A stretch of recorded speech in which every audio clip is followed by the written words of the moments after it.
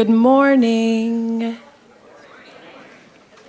Wow, that was a warm welcome. Thank you. My name is Maria. I work in the Learning Abroad Center, and I'm here to talk to you a bit about studying abroad through the Twin Cities campus. Thanks for making it here. It kind of feels like our first winter morning, potentially. I hate to say that, but it feels a bit that way. I was surprised I didn't see like snow flurries on things this morning. So thanks for making it here through the cold, the chill. We're happy to have you. So again, I work at the Learning Abroad Center. So if you don't already know, we're kind of I like to call us the umbrella office for international opportunities on campus. So we're kind of the largest place you can find things to do abroad, mostly study abroad, but associated with study abroad would be research, internships, volunteering, those types of things. But it is also important to note that there are smaller study abroad offices around campus within different colleges. So for instance, Carlson students are required to study abroad. Carlson has their own study abroad office. That doesn't mean that Carlson students need to work through CGI, the Carlson Global Institute, and not the Learning Abroad Center. Usually it's a bit of a partnership, and we work really closely with the Carlson office. The CSE, College of Science and Engineering, has their own mini office. We work closely with them, CFANS. So there are a handful of smaller kind of entities on campus that we partner with very closely. But I think it's important to know that those resources exist, which can be really helpful for students who are, say, majoring in chemical engineering, want to study abroad, and do something really, really specific to chemical engineering. We would kind of work in partnership with the CSC Study Abroad Office to help them. So again, we are the Learning Abroad Center. Myself and my student employee, Taya, will be talking to you today.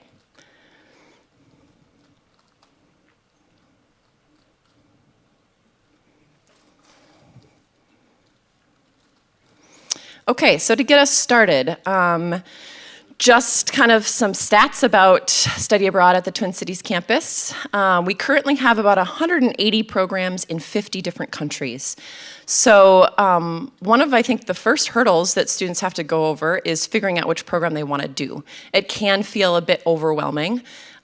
Usually when I'm doing outreach on campus, I'm encouraging students to, yes, explore the website, look at what their options are.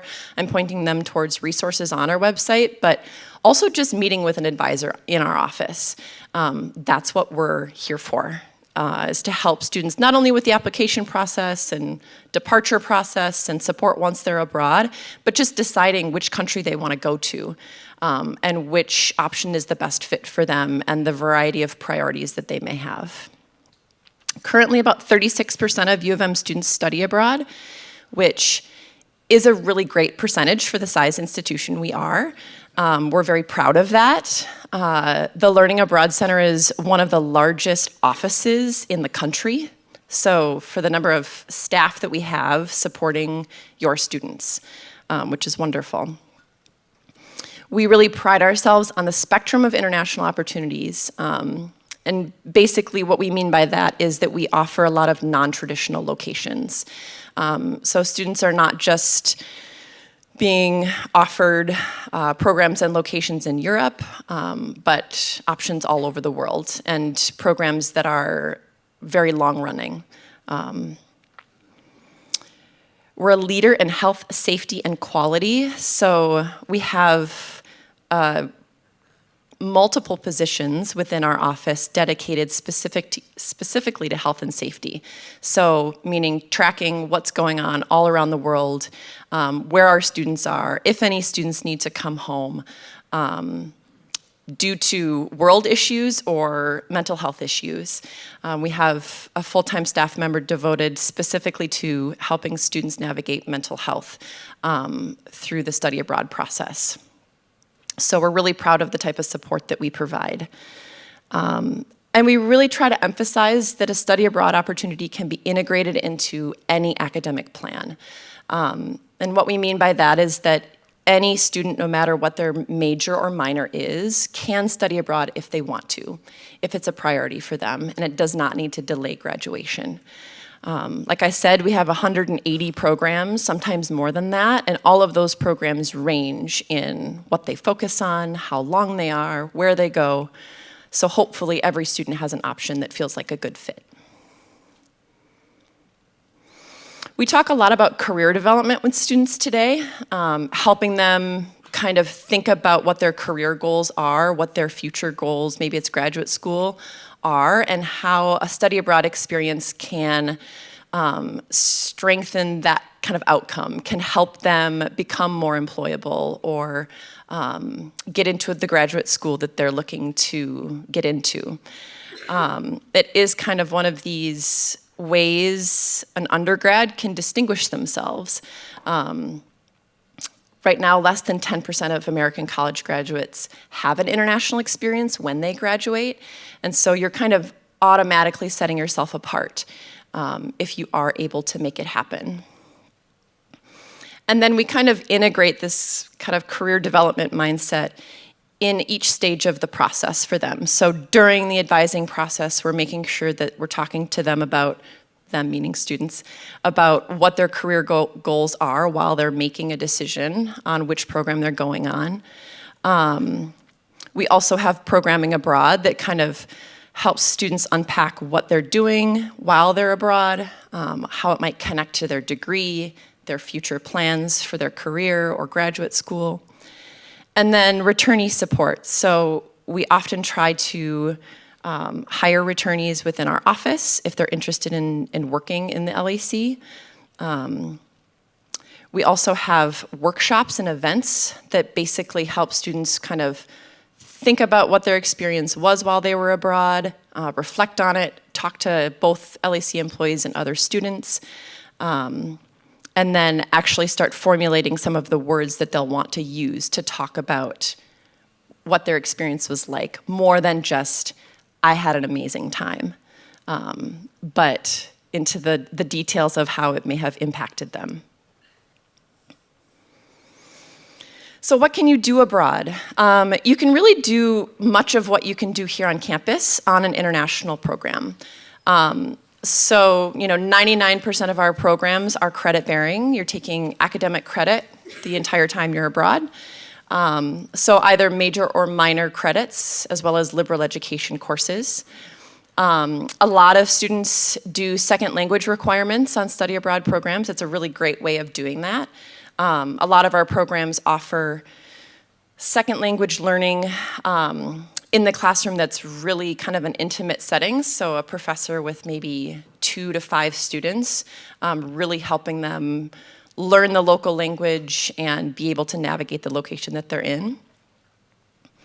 And then more kind of specific opportunities that allow students to dive into a specific interest. So things like internships, community engagement, research, honors projects. It's neat because a lot of our programs these days have international internship placements. Meaning logistically, a student would be taking a full course load, and we would, in the application process, they would decide if they're interested in doing an internship placement abroad. And if they are, the Learning Abroad Center facilitates that placement process. So students are not responsible for finding their own internship placement. We facilitate that process. They're unpaid internships.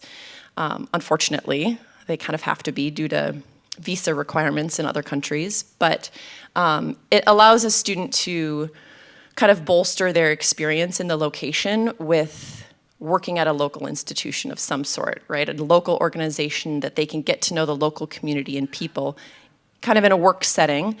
But you come home with this really unique experience where you're able to kind of hit the ground running in a lot of ways back into your degree program here in Minnesota with kind of a heightened knowledge of something that you were excited about interning within. So I always really highly recommend taking advantage of the international internships. That wasn't a thing for me when I studied abroad. And I think it's just such a unique way to, yes, add something to your resume, but also just add something to your time abroad that gives you this opportunity to really get to know the local culture.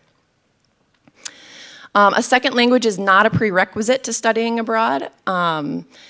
We just like to say that because sometimes there's this perception that you have to know the local language before you go.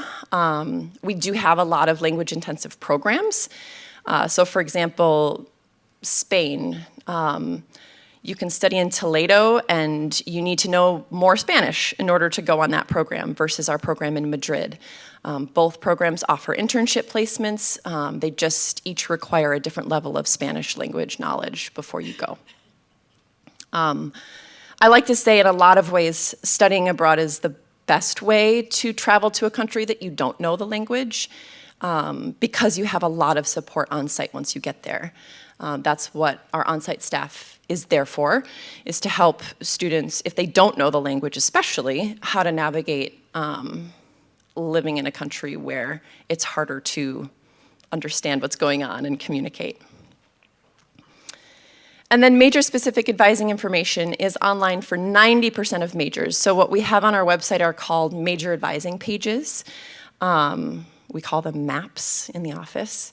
But our major advising pages are specific to academic area. So the information on them is essentially advice and featured programs by major. And it's in consultation with that academic department. So we are not making things up and putting it on the anthropology major advising page. We're consulting with that academic department on what type of advice they have for when their major should study abroad or what programs they really want to encourage students to go on. So a really great resource. So when is the best time to study abroad? It's a common question that we receive. And the main thing that I think is important to note is that early planning is really helpful. Students can study abroad their junior year, they can study abroad their senior year, they can study abroad their freshman year. But if you want to study abroad your junior or senior year, it's really, really helpful to start that planning process your freshman or your sophomore year. And that is not because the application process takes a long time. It really doesn't. There are plenty of students who apply a week before the application is due and do just fine. But it can be really, really helpful to save certain courses, especially if you're doing a full semester abroad, your junior year or even your first semester of your senior year. Saving certain courses for that time abroad means that your options for where you go will stay open, so to speak. So you'll have a lot more options of which programs you're looking at if you've got maybe 2 liberal education courses that you want to take abroad and 2 major specific courses versus 4 core courses in chemical engineering. If that's the student's situation, they will have not very many programs to choose from, if that makes sense, right? Like, and they could probably still go abroad, but it might delay graduation, kind of thing. So again, one of the main things that I encourage students their freshman year is to just, if you're interested, come and talk to someone or email someone. Just take a little step to connect with someone because that might be enough to have you kind of have the right mindset and be able to know what you can do early on so that when you do decide to go, it's much easier. So a bit of an explanation of program styles. I like to explain this because I think that it's something that's often overlooked in this early stage of considering study abroad. And depending on the program style, a program looks really, really different and feels really, really different and might not be a good fit for certain students. So for example, an instructor-led program is exactly that. Typically, instructor-led programs are our 3 to 4 week long January term or May break programs. So we have a handful of programs that kind of land in January, and it's 3 to 5 credits, and you're traveling with a professor from the University of Minnesota and a group of students. Same goes for May session. They're highly supported programs. The first time I studied abroad, the first time I had been out of the country, was on an instructor-led program over January break. It's a great program for students who want that support, want that really close sense of community while they're in another country. For me, the first time I went abroad, it felt like the only way I could kind of study abroad. And it, of course, not of course, but it often leads to studying abroad again, which it did for me, and eventually living abroad. So sorry, parents, for that.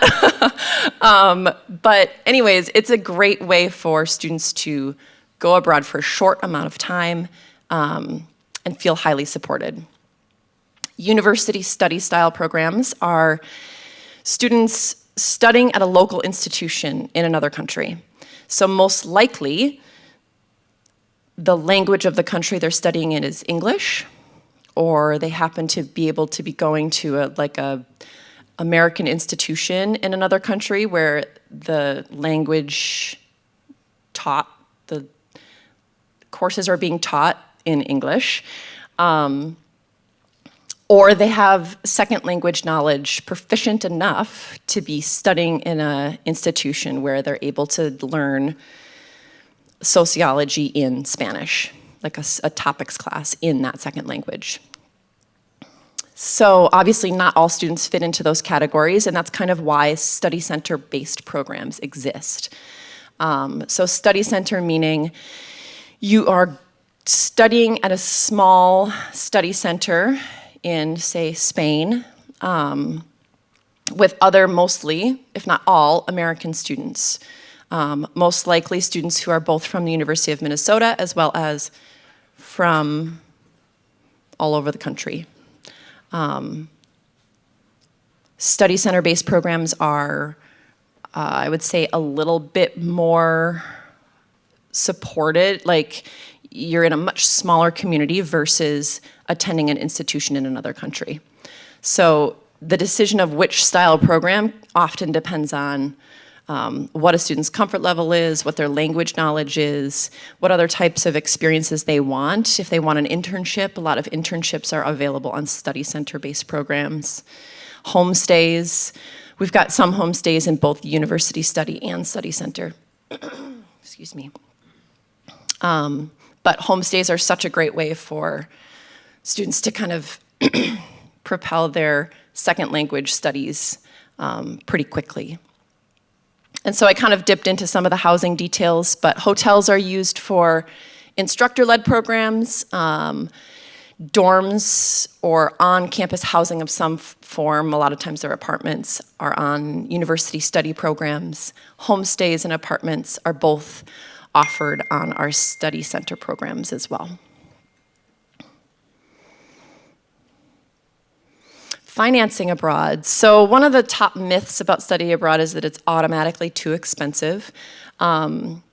We do like to state that typically programs are more expensive than being here on campus for a semester because of kind of the additional costs of flying to the country, if there are any excursions involved, those types of details.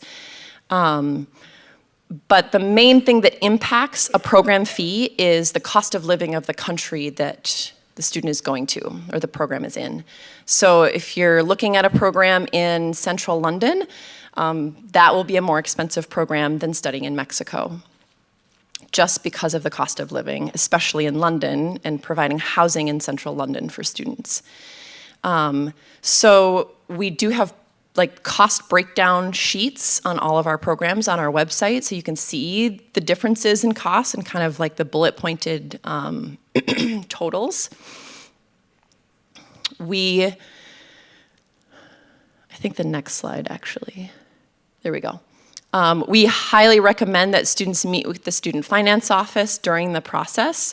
Oftentimes students are eligible for additional financial aid to compensate for the elevated costs of studying abroad. So it's kind of a really important step in the application process. So Student Finance Office can reassess those packages. Instead of, essentially the way that the billing process works is that students are not paying for tuition here on campus for the semester that they're going abroad. They're paying a study abroad program fee instead. That still goes through the student's same U of M account, and it would be instead of the tuition costs. It includes things like housing in that fee.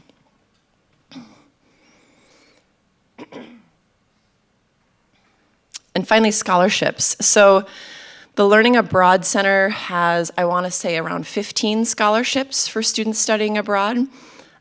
We also help connect students with college and departmental funding, so a lot of times within, say, the Spanish department or Carlson or different majors, they have additional scholarships specific for studying abroad. And then national scholarships. So oftentimes the national scholarships that we help connect students to are for larger amounts of money, but are also more competitive. But year after year, U of M students do get awarded with those scholarships. So we have a pretty good track record, which is wonderful. And then orientation, so some of the support that we provide pre-departure and on-site for students. So some of the things that we go over during pre-departure orientation, which is a mandatory orientation for all students, are like final pre-departure logistics, packing tips, what they'll need on site, arrival and housing, so what it will look like in the airport when they get there. Is someone picking them up, or are they getting to their housing on their own? All of those kind of logistical details. Registration in academics, money details, communication, cultural norms. So we're kind of breaking down all of those specifics relative to the location, the country that they're studying in.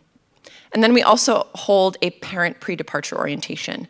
So I believe this is fully online now. We used to hold it in person, but now I think it's fully online. And again, we go over details that are helpful for parents to know kind of in the pre-departure phase before their student flies away. And then health and safety resources. We have a lot of web and print resources that students are provided.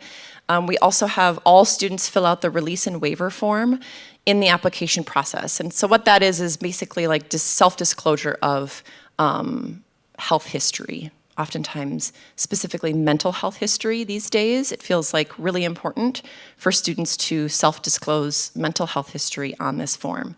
And the only reason why is so that we can be sure we're fully informed if anything comes up abroad, so that we can fully support and help students if something does happen.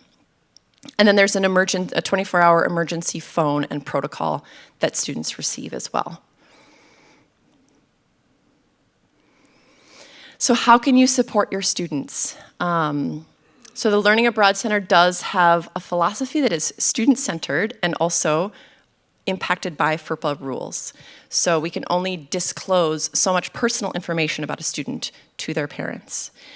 So some things that you can do as a parent to help is help research program options with your student, familiarize yourself with the country that they choose, visit the LAC parent-specific web pages. So we have a whole section on our web page for parents.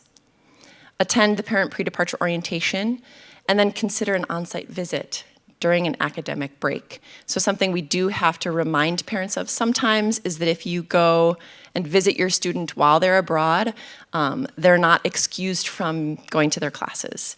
So there's a fairly strict attendance policy on all of our programs, and that is not excused if family is there.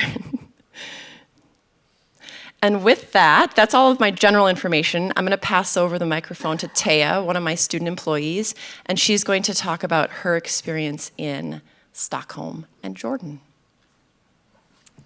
Thank you. Good morning. Hi, everyone. So my name is Taya, and this last year I was abroad for the whole year in Sweden and Jordan, like Marie said. So I'm a senior studying global studies, sociology, and Asian and Middle Eastern studies. And I chose these programs because I speak Swedish and Arabic, so the language component was a big reason for me to be study abroad. And I knew kind of going into university that I wanted to do this, but it was really awesome to see just how many programs I could fit into my time and how well it worked with my studies. So I'll start off with Sweden. There, I went to 2 study center programs. So like she mentioned, I was with other abroad students.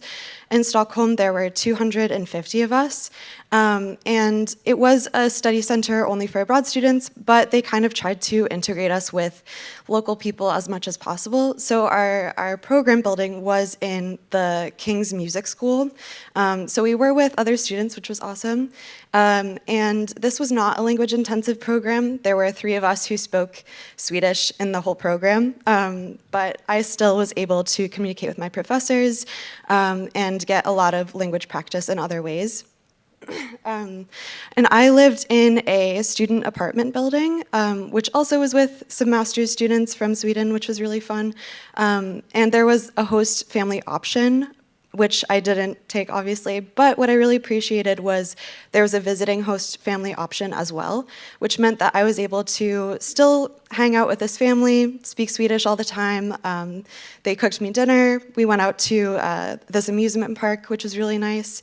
And I also was able to engage in community engagement. We partnered with a local high school, and they invited us to teach some classes. And there was also a girl who had moved from Ukraine a few years ago, and although she could understand Swedish, she was uncomfortable with her accent. And so we were able to have conversation hours as 2 non-native Swedish speakers, which was really fun, a really different set of vocabulary than I had been used to before. She said that it was really great to be able to gossip in Swedish, which was really fun. And there were also some excursions baked in, which I appreciated. We went to Malmö and London with my core course. I took public health and migration as the main one, and then I was able to choose from a few others. But that's the one we traveled with, and that was included in my tuition and was also a great experience. And then in Jordan, it was also a study center, but only 21 students, so pretty different. This was also a language-intensive program, which meant that I took 9 credits of Arabic. I also took a content course in Arabic, and we signed a language pledge saying that we would only speak Arabic pretty much all the time, and there were mandatory office hours, which I really appreciated, and so there was definitely a really high level of support, a really high intensity on the academics, which was also appreciated, and I had a language partner that I met with for 3 hours a week. She is in the top right photo. That's her brother and I, and her. I got to be there during the month of Ramadan, which was a really awesome experience to kind of see how that's celebrated in a Muslim majority country as compared to in America. And so she invited me over one week for iftar with her family, and then they wanted to take me to the masjid afterwards for Tarawih, which is like the prayer after iftar. And so that was a really cool experience, and in the top middle, that's him. He made homemade kunafa and was very proud of it and asked me to take photos of pretty much the whole process. And we also had excursions in this program. So we went to Madaba, Mount Nebo, Ajloon, Wadi Rum, and Patra, which was really gorgeous and a really awesome experience as well. And we would go different places with our language partners. So in both kind of programs, they were really focused on getting us out around the city, really immersed in the culture, and a lot of our classes were focused on engaging us with different people we wouldn't have been able to talk to, or different spaces that were really awesome to enter. And yeah, so I mentioned a little bit about Ramadan. That was a really unique part of my experience. Another thing that was interesting was that it was illegal for us to eat or drink in public during the daytime. So that was super interesting, but it also meant we were able to experience like all part of the culture that that entailed, which also meant going downtown at night and eating more kanafa. On the daily life, so as I mentioned, I lived in a student apartment with master's students, and they organized some events for us. One of these was a crawfish party, or a kraftskiva, which is a really weird Swedish tradition where in late September, early September, they invite you over and have crawfish, which I tried for the first and last time. And I really liked being in the Årsta neighborhood. There were a few different housing options in Stockholm. And this specific one, I have a Swedish coworker at my summer job who is from Stockholm. And he is obsessed with the Hammarby football team, which you can see in the right bottom photo. And that was the Årsta neighborhood. So that was really fun to be able to be right there. I went to some games with him. And the public transportation took about 40 minutes to get to my program building. The public transportation was one of my highlights of Stockholm. It was so quick and easy, and I really appreciated being able to integrate myself into that. It forced me to get to know the system, and there are ferries involved in the public transit, so that was also very fun. Yeah, and so a lot of my daily life was just kind of exploring Stockholm, went to a lot of coffee shops, practiced my Swedish, and there were, Christmas markets. It was really nice. I got to be there for St. Lucia. So kind of both places, I got to be there for very unique holiday experiences. Gröna Lund is the amusement park I mentioned. Another highlight is they have saunas on lakes. So during the winter, you can get really hot and then very, very cold. And yeah, so I mentioned some of the excursions, but we also were able to travel around Sweden. Some friends and I went up to the Arctic Circle, and the program actually offers a slow travel weekend where you take a train and you get to go up and see some reindeer and other cool stuff like that. I also did solo traveling for the first time. While I was here, I went to Falun, which is a few hours north. The nice thing about that was no one spoke English to me like they did in Stockholm, so that was definitely a very independence-building experience. Oh, there's a photo of the kraftskiva as well. You can see us in our little crawfish hats. Okay. Daily life in Jordan, I also got to kind of know my way around through walking to the program building. I also lived in a student apartment. This was really nice. The events they organized for us were soccer. I watched them play soccer, and we had coffee and cards nights, iftar, like I mentioned, and a lot of our homework would be to just have conversations with them, interview them about certain parts of the culture, their opinions on certain things, and yeah, so this was incredibly helpful for my language skills because I really didn't use English at all. And kind of similar to Swedish, I just got a very different vocabulary from living in this place than I do in a traditional classroom. This is especially true for Arabic because I took 2 years of it at university, but we learn modern standard Arabic, which makes sense, but every country has a different dialect. So the language I learned is different than the language that people use to communicate really in day-to-day life. And it was really valuable for me to actually have this colloquial speaking style and get to see the language as it's used. And I also did not realize that there are Roman ruins in Jordan, which felt like a big oversight, but that was really fun to explore as well. Yeah, and so we had a spring break where my roommates and I went to Egypt and India, which was an incredible experience. I really appreciated how much easier it was to travel around that region from there than from America. I just had these opportunities I would not as easily have otherwise. Another highlight for me was how many cats there were, which I have a slide just dedicated to that. This is maybe a fifth of the photos I have. There are so many. And I wasn't supposed to pet them, but very clearly I did. And I only had one rabies scare, the ones on the top right. But I'm fine.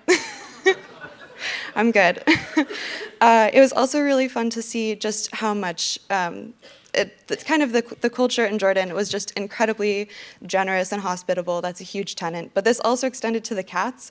You can see the middle photo is during Ramadan, and people would put out their kind of food scraps. Those are chicken feet for the cats to eat. So it was just very sweet to see neighborhood cats and how they were taken care of.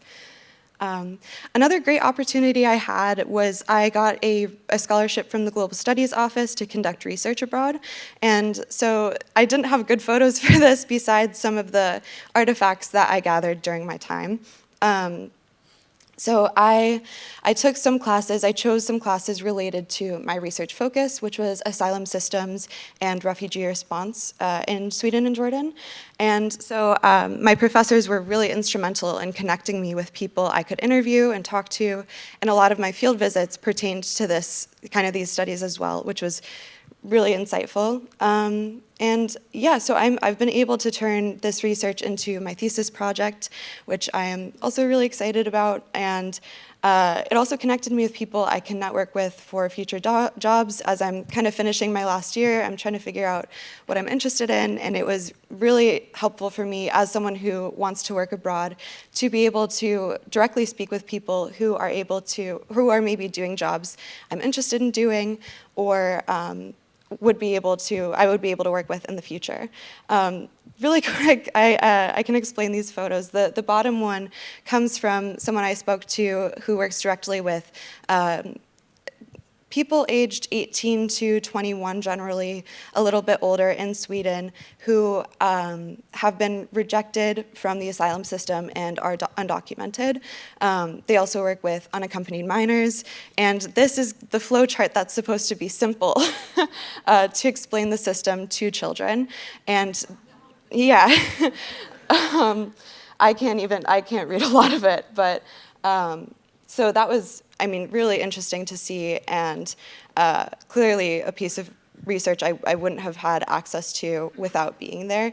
The book on the right is written by a man I talked to in Jordan who is incredibly impressive. He and 8 other people single-handedly created the vocabulary and dictionary now used for different queer identities in Arabic, because the language was introduced during colonization, and so they kind of worked pretty recently, and I think the 70s, to rework this and rewrite it and disperse it across the language. So again, just really cool people that I was able to be connected with. And just some general reflections. I learned a lot. I was able to put these language skills and things I'm studying into action and learned a lot more about them. I also was inspired to travel more. As Marie mentioned, it's a slippery slope. I made a lot of new friends. I've already gotten to see some of them this summer after being abroad, and worked on my language skills, made degree progress in all of my degrees. Again, the research was really great. And yeah, I think discomfort is really important to be able to experience safely. And it's definitely where I was able to grow a lot, both in my independence and in my critical thinking, and in kind of the areas of my degree. And since this is Parent Weekend, I think it's important to mention I was also able to be a tour guide for my family. My mom is here, and this is a photo on the top right of her, my dad, and I at a restaurant in Jordan. We were there for iftar, and that was the first night they came, so they were very jet-lagged, but it was really fun to be able to take them and talk to all the taxi drivers and order for us. The photo right to the left of that is my brother in Sweden. He and my sister were able to join me for that. So it was just really fun to be able not only to experience these places, but share it with my family as well. Yeah, and I think that's the end of my slides, if you wanted to finish it up. Good job. Yes, you can. You can sit down. I can't remember how many slides I have left. Okay. Feels kind of weird that this slide is after Taya's. I probably should move it to before, but to wrap up, leading up to departure, so We do a lot of classroom visits, professor and advisor recommendations. The application we like to think is easy to follow. A lot of times students do first step. You know, I don't think I need to present this slide. I think I've already talked about all of these things. So with that, we are going to wrap up. Thank you for being here. Does anyone have any questions? We're happy to both, Taya and I, answer questions. I will preface this with saying, if it's anything super program specific, we won't be the right people to answer questions, but anything general, we're happy to discuss. Yeah. Great question. I often forget to talk about that. So the question was, do we have any programs that fill up so that a student would be denied based on there being no more space? So the majority of the time, no. Usually the only time that happens is if it is, say, a Carlson-specific program and a really popular program, and usually only if it's a short term, so like an instructor-led 3-week-long program and the cap is 25 students type of thing. But that would be something that's communicated to students in the application process if it is something that's competitive in some way. And along those same lines, when it comes to like eligibility requirements for certain programs, it depends, like each program has kind of varying eligibility requirements specific to GPA. Yes? So how do students who are interested in doing research when they're abroad? Yeah. Do you work with the department or do they contact the department first? Or? So again, it depends a little bit on the program. So with Taya's, I don't know, Taya, if you want to speak to your research experience at all. Her experience was kind of unique because she received a large scholarship for it. Typically, if research is like a component of the program that a student is applying for, then we would help facilitate that research placement, connecting them with an organization that they can do research through. And does the application for funding take longer? Or is that something that should be planned like in advance? So the funding, like scholarships, you mean? So scholarships might need like more prior planning than the application itself. Specific to research within the study abroad application process shouldn't take additional time, no. Yeah. Seems like you have a lot of programs, but if there's something that a student is interested in studying that doesn't fall in one of those, do you have connections through other colleges or other programs that could do? So meaning like a student, like a U of M student studies abroad through McAllister College or something, that type of thing. So essentially, if a student does not study abroad through a University of Minnesota sponsored program or affiliated program, then they would need to take a leave of absence from the U of M in order to do so, which isn't impossible. It's just more complicated.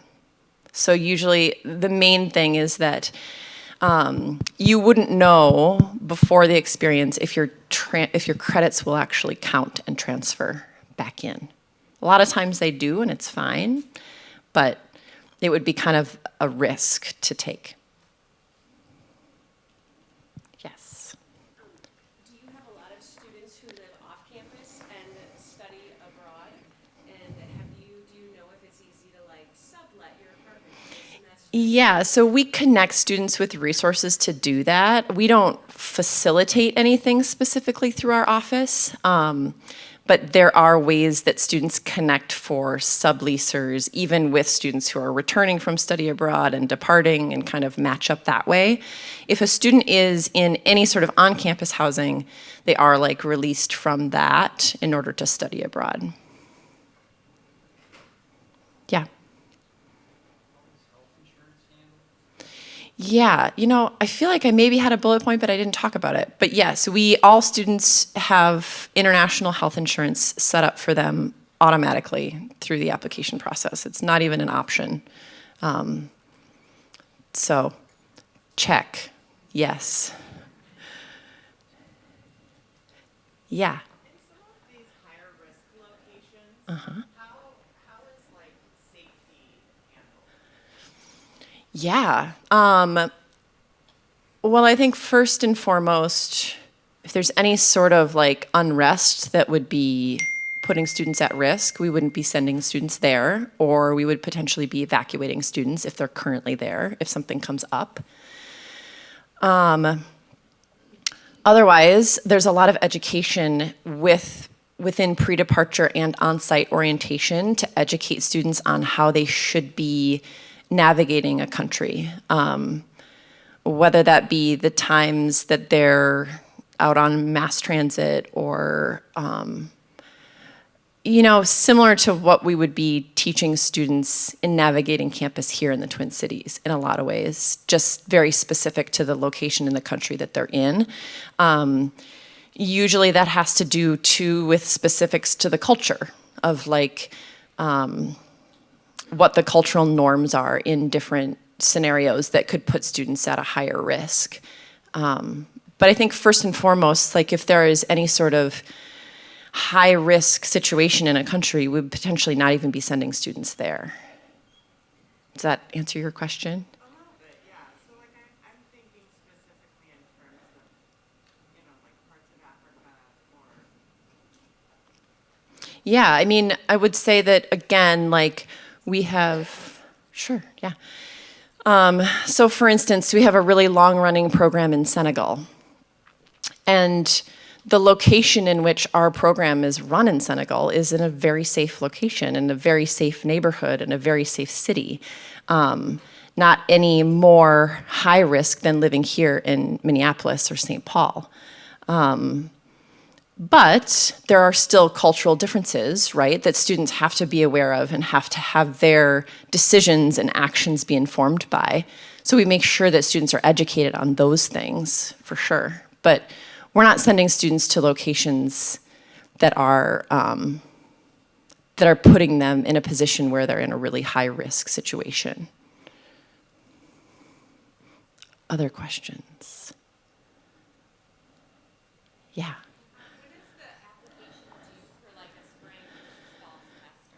Yeah, so when are applications due for spring or fall semester? The beginning of October, typically, for spring semester, and the beginning of March, give or take, for fall semester and summer. And those can vary a bit by about a month or so.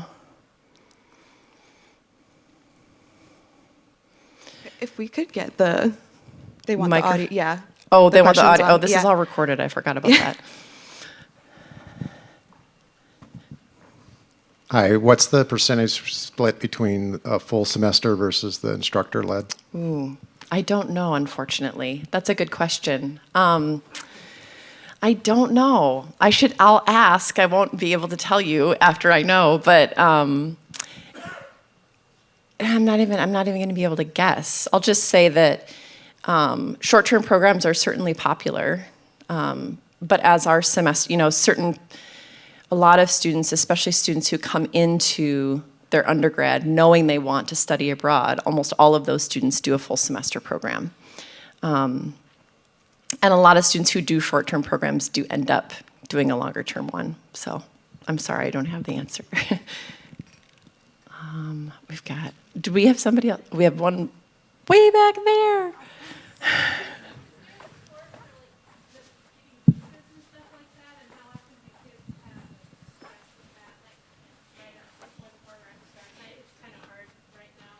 Yep, so the question was, do students have support and guidance in the visa application process? Yes.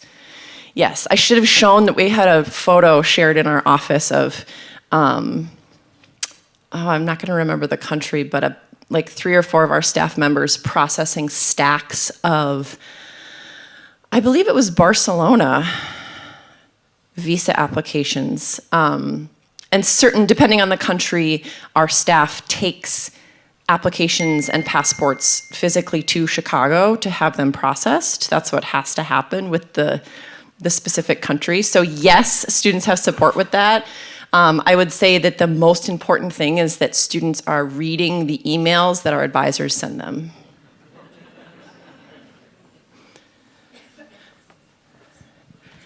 Right here. I can repeat the question too. Awesome. You see a lot of students doing full year abroad, and is it recommended, would it be concurrent, or do they split that up between sophomore and junior year? It's up to the student. Certain programs we offer a quote academic year offering, where it's the type of program that we have enough control over, where we can kind of offer different courses and programming for each semester. Otherwise, like what Taya did, she did 2 different semester programs back to back. There are plenty of students who split it up, so they do a full semester their sophomore year and then a different semester their junior year. So it just depends on what a student wants to do. I would say the biggest thing is the academic planning behind it, making sure that you are working with your academic advisor and the study abroad advisors to select programs that give you the courses that you need. Yeah. With that last thing you just said, is it easy to go on the website and schedule those meetings? Yes, yes. Sorry, thank you. Is it easy to schedule advising appointments? With our office, all of the information's on our website. We now offer a lot of virtual appointments as well as in person, depending on what a student wants to do. All the information's on our website. I believe it's in the About Us or Contact Us section. The academic advisor part depends on the academic advisor, I would say. We don't have much control over that, but it is a crucial part of the process of making sure that the student understands, based on their major or minor, what recommendations their academic advisor has. So, yeah.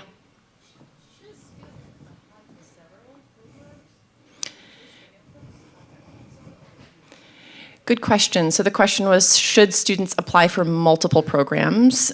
We don't advise students apply for more than one program, mainly because 99% of the time, if they're eligible for programs, they will get into their program of choice. They won't be denied from the program that they want to go into.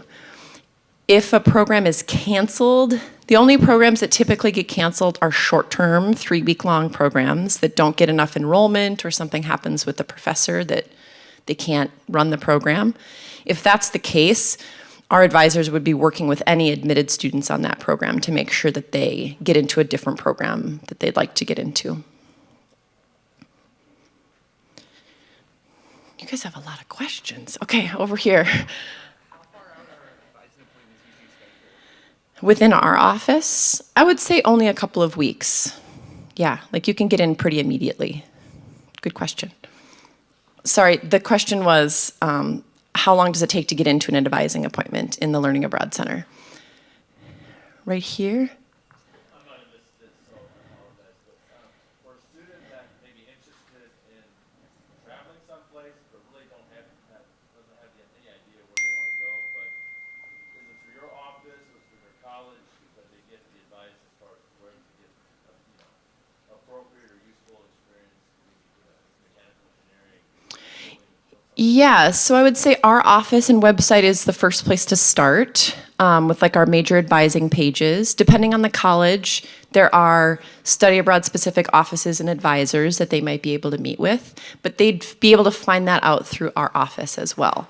So like if they send an advisor in our office a message and say, I'm considering these programs, I'm this major, do you have any advice? Our advisors would potentially point them towards advisors specifically within College of Science and Engineering. Yeah.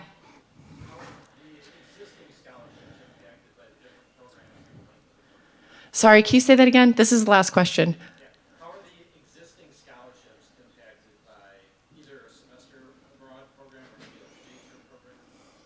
Yeah, so the question was, do existing scholarships that a student receives, are they impacted or are they able to be used for study abroad? Is that what you're asking? Yeah, so I can't really answer that. Office of Student Finance would be the best place to ask those questions because it will be specific to scholarship. What I will say is that we've always been told by the Office of Student Finance that the majority of existing financial aid can be used for study abroad. So I think in the majority of situations, you can use those existing scholarships for study abroad, but not every time. And that would definitely be a question to bring to the Office of Student Finance. Thank you all for coming, and have a great rest of your day. Sorry.